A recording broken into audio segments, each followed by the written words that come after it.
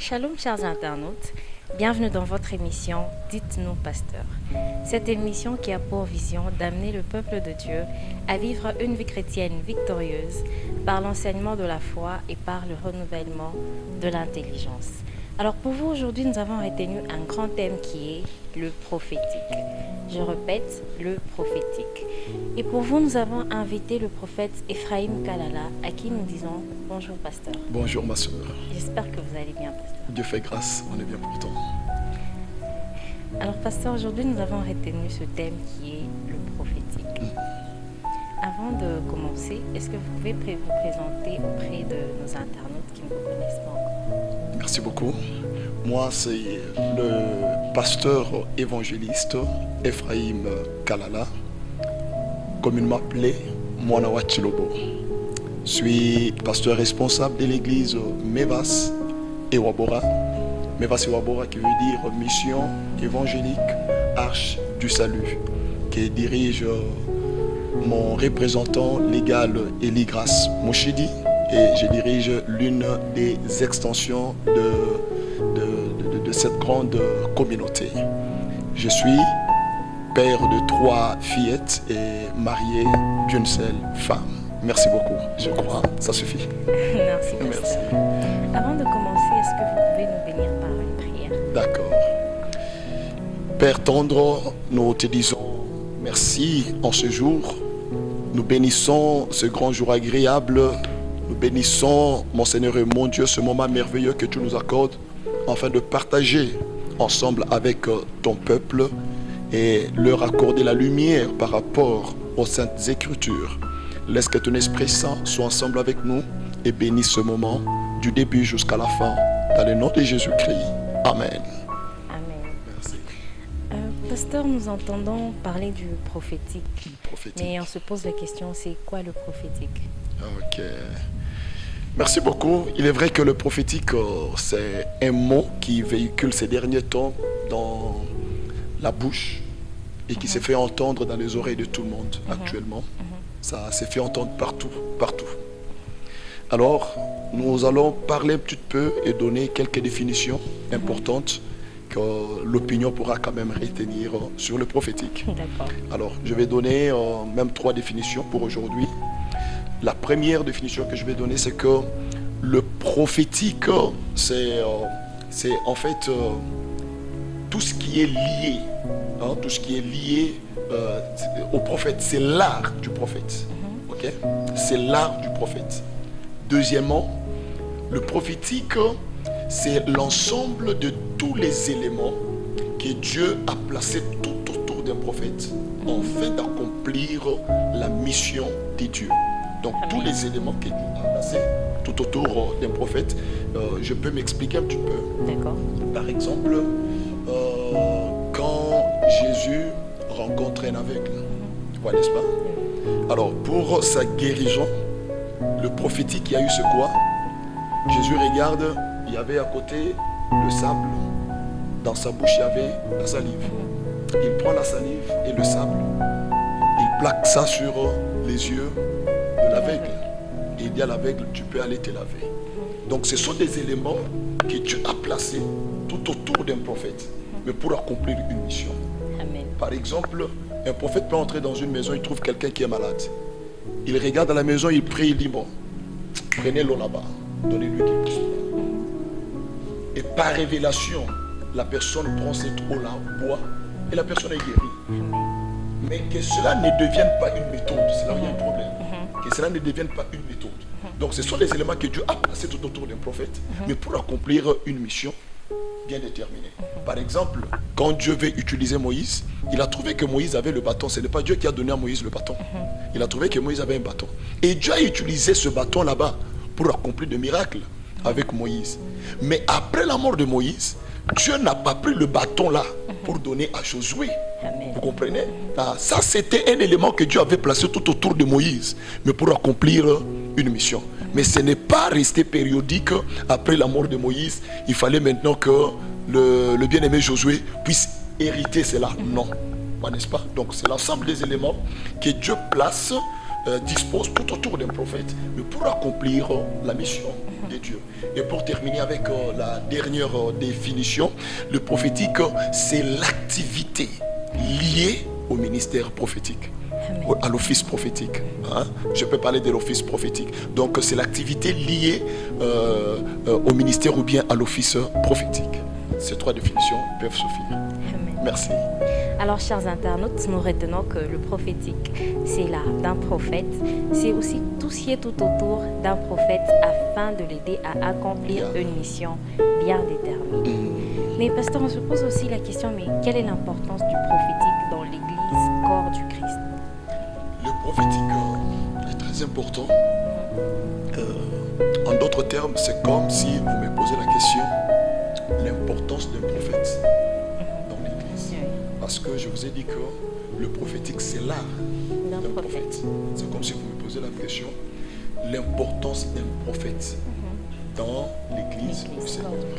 Et vous devez savoir que depuis que le monde a existé, Dieu a bel et bien travaillé avec le prophète. N'est-ce pas? Il a bel et bien travaillé avec le prophète. Même à la fin du temps de l'Église, Dieu continue à travailler avec les prophètes. Alors, en retournant dans les Écritures saintes, parce qu'il faut que chaque chose qu'on doit donner comme éclaircissement, surtout tout autour du prophétique, il faut que cela soit appuyé avec les Écritures saintes. Alors, prenons par exemple Ephésiens 2, 20, que je peux lire un peu rapidement en passant, parce que c'est un texte qui est connu de tous. Prenons Ephésiens 2, le verset 20, que je peux lire un peu rapidement là-bas. Ephésiens 2, ok, 20 nous dit ceci. C'est facile. La Bible nous dit, vous avez été édifiés sur le fondement des prophètes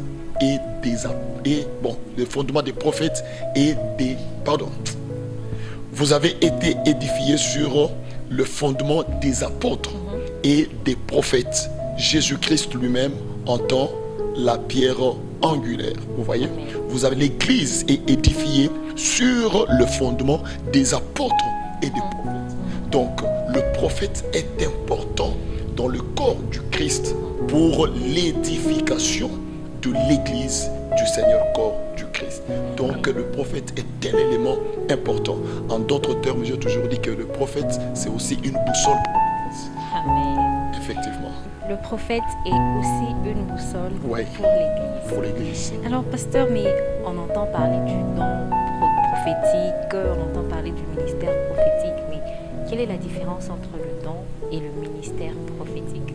Ah oui, il y a aussi un problème qui se pose là-dessus, surtout avec l'Église du temps actuel. Il y a la différence, et puis une grande différence entre les dons. Bon, le don, la prophétie et le ministère prophétique. Le ministère prophétique, dorénavant, c'est un office du ministère de la parole. Parce qu'au ministère de la parole, nous avons ces 5 offices. Nous avons l'office apostolique, nous avons l'office prophétique, nous avons l'office pastoral, nous avons l'office évangélique, nous avons l'office doctoral. Ces 5 offices sont attachés au ministère de la parole. Nous n'avons qu'un seul ministère, qui est le ministère de la parole.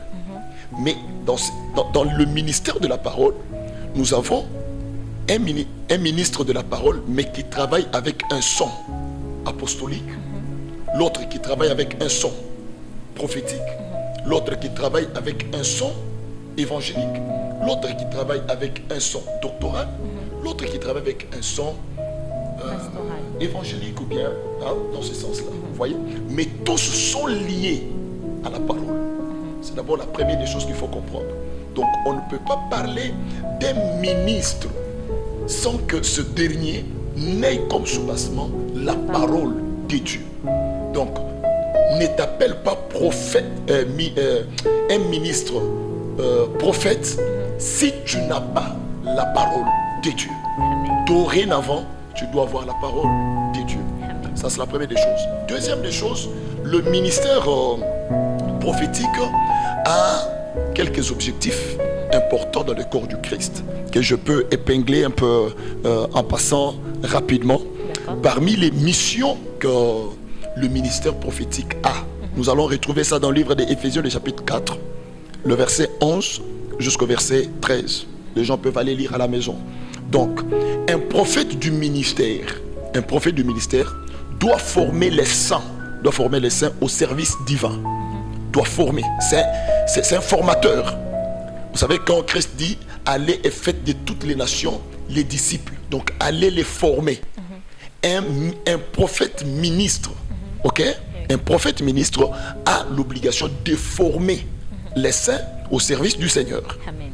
2, il a le devoir de construire l'église corps du Christ pour que cette dernière puisse rayonner dans la société. Amen. Donc un prophète doit construire, parce que la Bible dit que nous avons été édifiés, voyez, par les enseignements des prophètes et consorts. Vous voyez, n'est-ce pas? Ok. Maintenant, le rôle d'un prophète, il doit construire, édifier, construire l'église corps du Christ, afin que cette dernière puisse rayonner, que cette église puisse rayonner dans la société.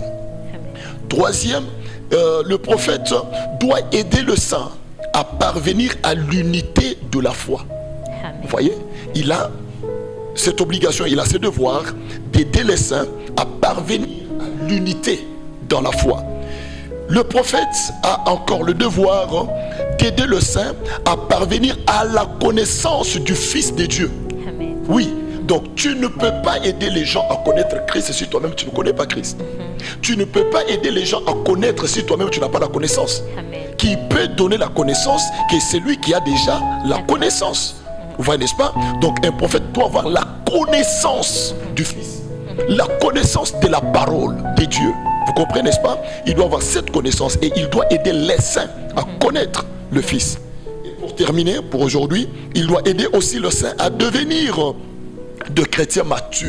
Amen. Donc, si vous voyez très bien, c'est très important ce que nous sommes en train de parler, parce que la plupart des églises qui sont dirigées par les prophètes, vous allez voir qu'il n'y a pas la maturité. Et on doit comprendre que non, le prophète peut-être, il n'est pas appelé au ministère prophétique. Parce qu'un ministre doit premièrement enseigner, doit donner la connaissance, communiquer la connaissance de la parole. Et c'est la parole qui nous amène à la maturité. Ce n'est pas la prophétie qui nous amène à la maturité, Amen. mais c'est la parole qui nous amène à la maturité. Vous voyez, n'est-ce pas? Donc je crois que ces 4 ou 5 éléments suffisent pour donner la différence qu'il y a entre le don prophétique et le ministère prophétique. Maintenant, descendons avec le don prophétique. Le don prophétique, c'est un don du Saint-Esprit. Il y a presque 9 dons. Oui. Vous voyez, n'est-ce pas? Ça fait partie de l'un des dons du Saint-Esprit. C'est un don, et ces dons là-bas, tout le monde peut avoir ça. Parce que l'apôtre Pierre nous exhorte en disant aspirez aux dons les meilleurs. Et au verset 14 d'un Corinthiens, il dit maintenant que je souhaite que vous puissiez aspirer aux dons prophétiques, aux dons spirituels. D'abord, les dons qui sont meilleurs sont les dons spirituels. Maintenant, dans les dons spirituels, il exhorte tout le monde à désirer, à aspirer aux dons prophétiques. Donc tout le monde peut avoir un don prophétique. Et nous avons besoin de ça dans l'église, dans l'équipe d'intercession. Nous avons besoin de ça pour des orientations et consorts. Nous en avons besoin. Alors, la différence maintenant entre le don prophétique et le ministère prophétique, les dons prophétiques sont là pour l'exhortation, sont là pour l'édification, l'encouragement, vous voyez un peu, la consolation, de ça, oui, ça donne un peu ça. Mais le ministère, c'est base d'abord sur la parole. Vous voyez, n'est-ce pas? C'est base sur la parole. Et le ministère ne se limite pas sur les prophéties personnelles. Qu'est-ce que j'appelle prophétie personnelle? Par exemple, quand nous travaillons à l'église, je peux citer le nom de quelqu'un. Hein? Ça, ce sont des dons. Alors, le ministère ne se limite pas au niveau de ces prophéties personnelles. Vous voyez, n'est-ce pas? Mais le ministère va très loin Le ministère ramène l'église dans le droit chemin si l'église était déjà déroutée. Amen. Le ministère ramène l'église à l'attachement du Christ. Ça, c'est le ministère prophétique. Ramène l'église à l'attachement du Christ. Le ministère donc interprète les signes de temps. Vous comprenez? C'est une différence avec le don. Interprète les signes de temps. Révèle à l'église, nous passons quel moment. Pas l'église locale, même l'église corps du Christ. Quel est le temps que l'église est en train de passer actuellement par rapport aux signes de temps? Là, ce sont les rôles qu'un prophète du ministère doit révéler à l'église corps du Christ. Doit parler. Donc, un prophète de ministère peut ou ne pas prophétiser à l'église en donnant le nom des gens, le numéro. Non, ça c'est trop bas. Ça ce sont les dons. Et ce sont les dons que tout le monde peut avoir. Parce qu'on peut aspirer à ça. Mais un ministre a une lourde responsabilité. Remettre l'église dans le droit chemin. Ramener le cœur de l'église à Dieu si ces derniers s'est dérouté.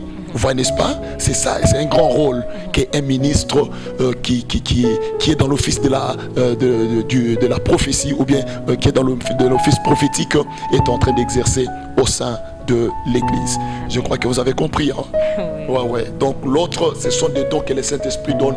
L'autre, c'est tout un appel. Un ministre prophète, c'est un appel. C'est un appel qui vient de Dieu. Cependant, ceux qui ont des dons, le ministre prophète a les dons. Les dons sont en lui. Mais ces dons-là peuvent se retrouver chez n'importe qui. Mais on ne donne pas trop du poids aux dons dans la vie du ministre.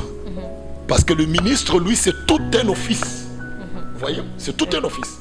C'est un appel de la part de Dieu. C'est un appel de la part de Dieu. Et il est appelé à conduire l'église dans la volonté de Dieu. Il a une grande responsabilité. Je ne sais pas si c'est un peu éclairci. Oui. À moins qu'il y ait quelque chose de flou, vous allez revenir encore sur nous. D'accord. Mais quand nous lisons, quand l'apôtre Paul nous demande d'aspirer aux dons prophétiques, il essaye de donner un peu plus de la valeur aux dons prophétiques. Mais est-ce que le don prophétique est le plus important ou le meilleur de tous les dons? Le don prophétique, c'est un don qui fait partie des meilleurs. Lisons la parole du Seigneur pour éclaircir un peu cet endroit. Prenons 1 Corinthiens. Prenons 1 Corinthiens, le chapitre 14. 1 Corinthiens, le chapitre 14. Non, commençons avec 12. Commençons avec 12. 12, le verset 31. Le verset 31 nous dit ceci. Aspirez aux dons les meilleurs. Et je vais encore vous montrer une voie par excellence. On commence. Aspirer aux dons les meilleurs. Désirer les dons les meilleurs. Ok? Maintenant, partons maintenant au verset 14. Le verset 14, le chapitre 14 plutôt, le verset 1 et 2, la Bible dit: cherchez la charité. Aspirez aussi aux dons spirituels. Alors, j'ai toujours dit, les dons meilleurs, c'est d'abord les dons spirituels. Vous voyez, n'est-ce pas? Parce que même les biens matériels sont aussi des dons.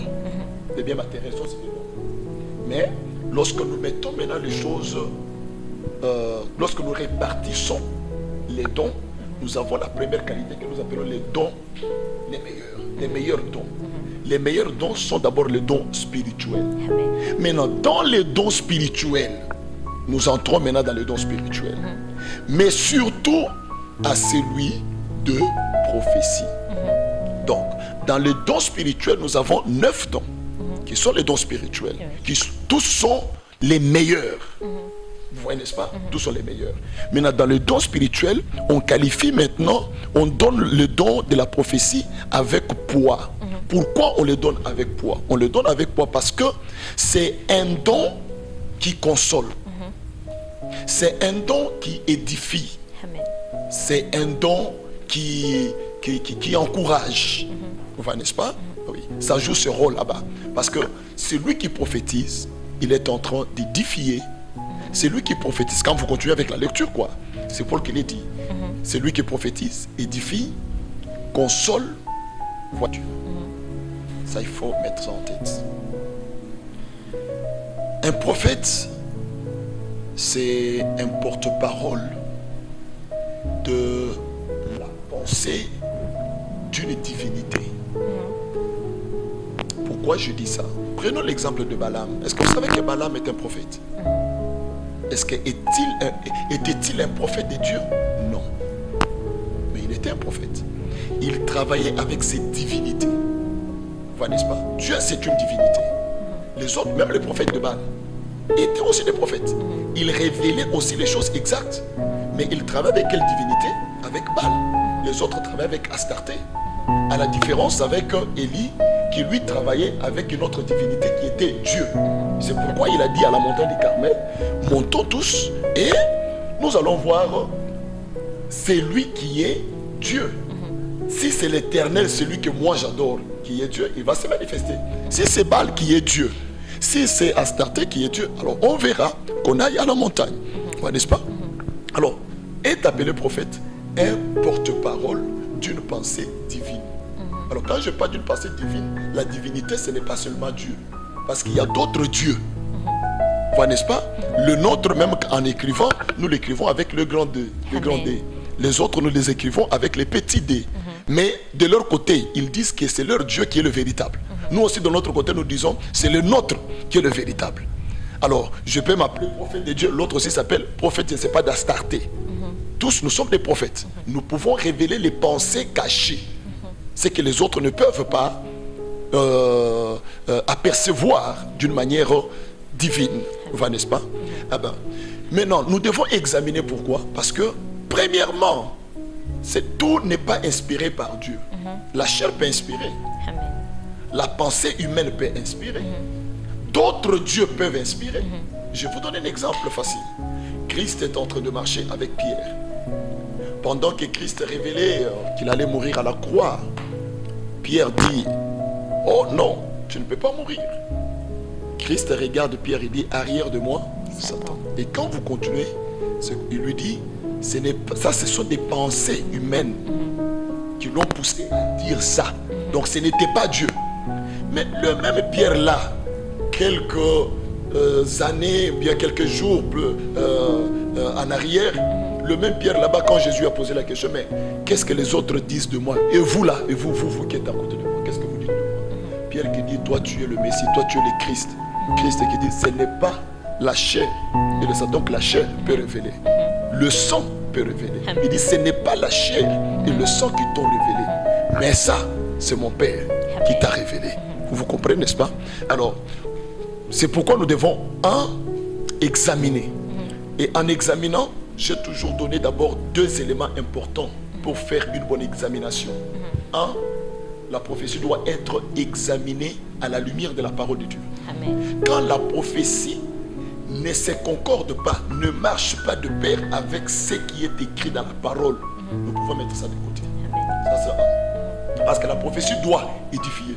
Donc si ça n'édifie pas, mettons ça de côté. Ça doit consoler. Si ça ne console pas, mettons ça de côté. Ça doit édifier, consoler, avertir. Donc si ça ne répond pas aux exigences de la parole, nous devons mettre ça de côté. Amen. Deuxième élément, c'est le discernement. Il faut avoir surtout, nous l'église du temps de la fin, nous devons avoir l'esprit de discernement. Cet esprit là-bas nous aide aussi à comprendre est-ce que c'est Dieu qui révèle, parce que la chose peut être vraie. Par exemple, lorsque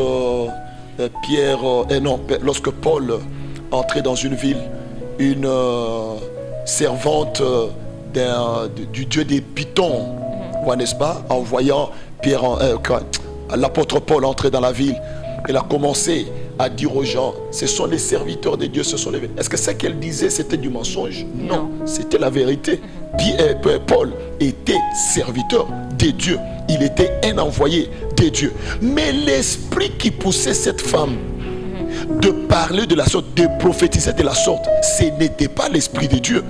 Maintenant, Paul, avec l'esprit du discernement, il a compris que ça, ce n'est pas Dieu. Amen. Parce que la plupart des prophètes tombent dans le fanatisme. Et Satan aime utiliser le fanatisme pour détruire les hommes de Dieu. Vous voyez, n'est-ce pas? Le fanatisme, c'est quoi? Vous voyez déjà, lorsque cette femme est en train de dire, c'est sur les serviteurs de Dieu, c'est pour que Paul puisse la faire confiance. Et une fois que Paul va l'approcher, prophétesse, approche-toi. Et facilement, elle va détruire Paul. Vous voyez, n'est-ce pas? Et elle travaille avec l'esprit d'une autre divination des pitons. Maintenant, pour découvrir ça, il faut avoir l'esprit de discernement. Parce que ce qu'elle disait, ça consolait quand même les gens. Ce qu'elle disait, c'était vrai. Ça répondait quand même aux normes de la prophétie dans la parole de Dieu. Mais ce n'était pas révélé par Dieu. Satan peut utiliser aussi la prophétie. Et quand vous vérifiez avec les Écritures, vous sentez que non, c'est exact. Ça, c'est pour consoler. Mais ce n'est pas Dieu qui a dit. Amen. Alors là, il faut avoir maintenant le discernement pour découvrir que non, ça, ce n'est pas l'esprit de Dieu. Parce que les morts aussi peuvent révéler. Les gens touchent aussi au fétiche. Et ils peuvent révéler des choses qui sont exactes. Ils peuvent donner votre nom. Ils peuvent donner votre numéro. Ils peuvent même vous parler un petit peu de votre avenir. Mais ce n'est pas Dieu. C'est notre esprit. Alors là, l'Église doit avoir l'esprit de discernement. Amen. D'accord. Pasteur, nous voyons dans notre société ces derniers temps, pour reconnaître un prophète, on le fait par sa tenue extérieure. Quand on le voit habillé en boubou, avec trop de cheveux non coiffés, des sandales, une écharpe, y a-t-il une tenue appropriée au prophète? Il n'y a pas une tenue appropriée au prophète. Vous voyez? Le prophète, c'est un ministre, comme les apôtres. Bon, je parle du prophète, un ministre prophète. Je ne parle pas des intercesseurs qui ont le don de la prophétie, qu'on mette une différence. Pour mieux mettre la différence, parlons des ministres prophètes. Et les autres ici, parlons des intercesseurs qui ont le don de la prophétie. Vous voyez, n'est-ce pas? Ok. Pour un ministre prophète, il n'y a pas un tenue exigé pour avoir. Vous voyez, n'est-ce pas? Parce que la Bible dit, Dieu a fait les uns comme. C'est que les gens qu'il a fait là doivent lui ressembler. Quand je peux dire, j'ai mis un enfant au monde qui est comme moi, c'est que quand vous voyez cet enfant, il aura la ressemblance qui sont sur moi. N'est-ce pas? Il a fait les uns comme. Donc ces gens là-bas doivent porter la ressemblance du Christ. Comme apôtre, comme prophète, comme. Il n'a pas dit que le prophète doit avoir, lui, telle tenue, soit telle chevelure. Non. Mais à condition que la personne soit dans une discipline de prière. Là, je ne sais pas, peut être dans une discipline de prière. Par exemple, lorsque nous étions dans le temps de confinement, j'ai passé tout le temps de confinement, je ne coiffais pas. Je suis habitué à me faire coiffer, moi. Mais dans le temps de confinement, le Saint-Esprit m'a dit qu'on ne puisse pas te coiffer. Et je suis resté dans cet état de prière tout le temps de confinement. Et lorsqu'on a déconfiné l'église, je me suis fait coiffer. J'étais dans mes prières personnelles par rapport à ce que Dieu m'a dit. Mais cela ne veut pas dire que ça doit être le mode que je dois avoir. Non. Vous voyez, n'est-ce pas? Ça ne doit pas être un mode que je dois avoir. Parce qu'il y a ceux-là qui le font en imitant. Vous voyez? Il ne faut pas imiter. Fais ce que Dieu t'a dit de faire. Et que ça soit Dieu. Amen. Que ça ne soit pas la chair qui t'a inspiré de le faire. Il n'y a pas de tenue appropriée. Ça peut arriver que Dieu peut lui révéler, bon, ces derniers temps, commence à porter le boubou. C'est Dieu qui l'a dit. Amen. Et cela ne veut pas dire que tous les prophètes doivent commencer à porter le boubou. Non, ça c'est, je peux dire, c'est une discipline personnelle de la de l'homme de Dieu vis-à-vis de son Dieu. Dieu peut lui dire ces derniers temps, ne mange pas, sois en jeûne. Est-ce que c'est tous les prophètes qui doivent être en jeûne? Non. C'est une discipline. La même chose là, Dieu peut dire aussi à un pasteur. Dieu peut dire aussi à un apôtre. Dieu peut dire aussi à un évangéliste que ces derniers temps ne mange pas le foufou, ne mange pas la nourriture lourde, reste dans une nourriture qui est un peu légère. Oui, c'est une discipline que Dieu peut donner à n'importe qui. Alors, il ne faut pas seulement qu'on brandisse. je ne veux pas que le prophète soit dur avec moi parce que je travaille dans l'office prophétique. Amen. Je travaille dans l'office prophétique. Je suis un fils d'un prophète. Je travaille dans l'office prophétique. Et j'aime le prophétique. Oui, j'aime le prophétique. Alors, on doit éclaircir certaines choses. Par exemple, je n'ai jamais vu mon père spirituel avec une chevelure là-bas. Il est prophète. Il est connu qu'il est prophète. Mais je connais quand même, je sais que si je le vois dans de telles circonstances, c'est qu'il est dans la prière. Je sais que ces derniers temps, il est dans des concentrations de prière. Donc je sais comment. Mais je ne limite pas pour dire que comme mon père, je dois aussi faire. Non, non, lui, Dieu l'a inspiré. Dieu l'a dit de faire cela. À moins que le même Dieu là me dise aussi de faire quelque chose qui doit ressembler à ce qu'il a inspiré à mon père. Vous comprenez au moins? Alors il n'y a pas une tenue appropriée au prophète, une coiffure appropriée au prophète. Non, il n'y en a pas. Vous voyez, n'est-ce pas? Alors un prophète, c'est que moi je peux dire, n'a qu'à ressembler à Christ. Donc tout ce que nous retrouvons à Christ, on doit les retrouver dans le prophète. Vous voyez, n'est-ce pas? Au reste, ce sont des disciplines personnelles avec Dieu. Ça n'a rien à voir avec l'office prophétique. Donc je ne peux pas aujourd'hui, par exemple, Dieu peut me dire, commence à prendre le thé pendant 3 mois. Je ne peux pas dire à tous les prophètes que Dieu m'a dit que tous les prophètes doivent prendre le thé. Non, même parmi les prophètes, les uns vont me dire que non, Dieu t'a dit toi et pas nous. Et je dois obéir ma discipline, je ne dois pas l'imposer à tout le monde. N'est-ce pas?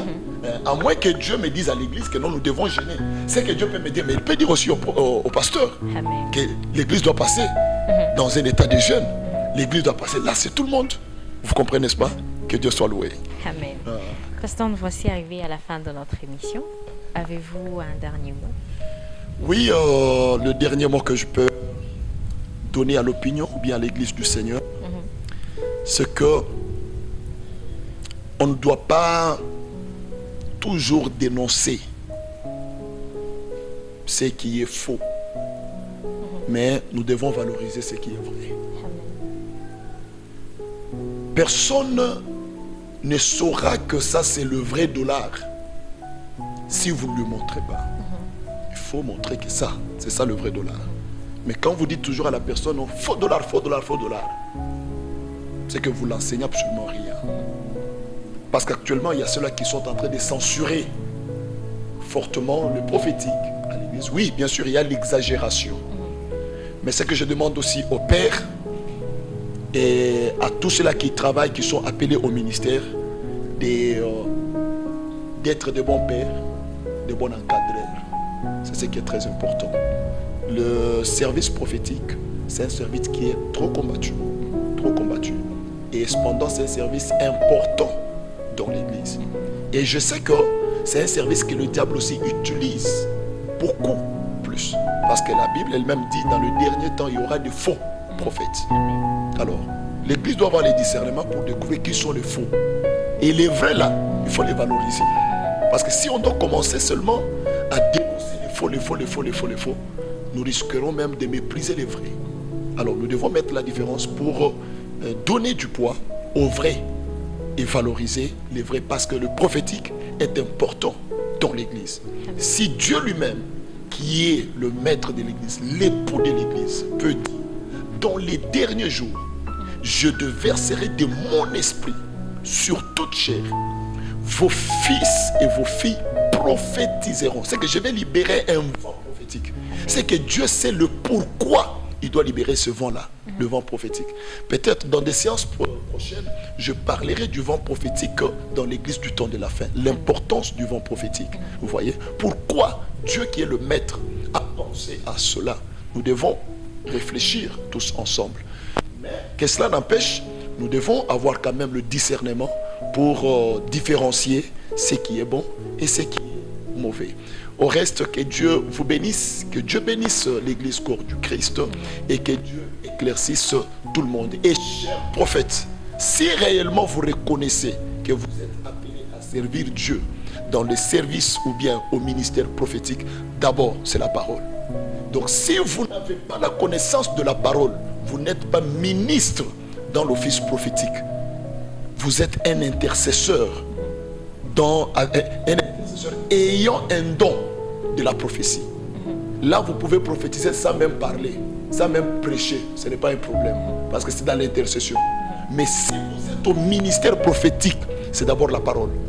Parce que le ministère prophétique, c'est un ministère de la parole. Amen. Oui, c'est la parole d'abord. Que le Seigneur bénisse. Amen. Chers internautes, nous voici arrivés à la fin de notre émission. Dites-nous, pasteur.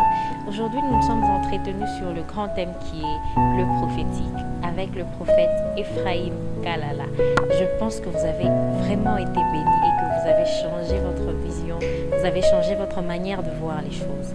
Que Dieu vous bénisse. On se retrouve très prochainement dans Dites-nous, pasteur. N'oubliez surtout pas d'aimer, de commenter et de partager ce lien avec les autres. Que Dieu vous bénisse.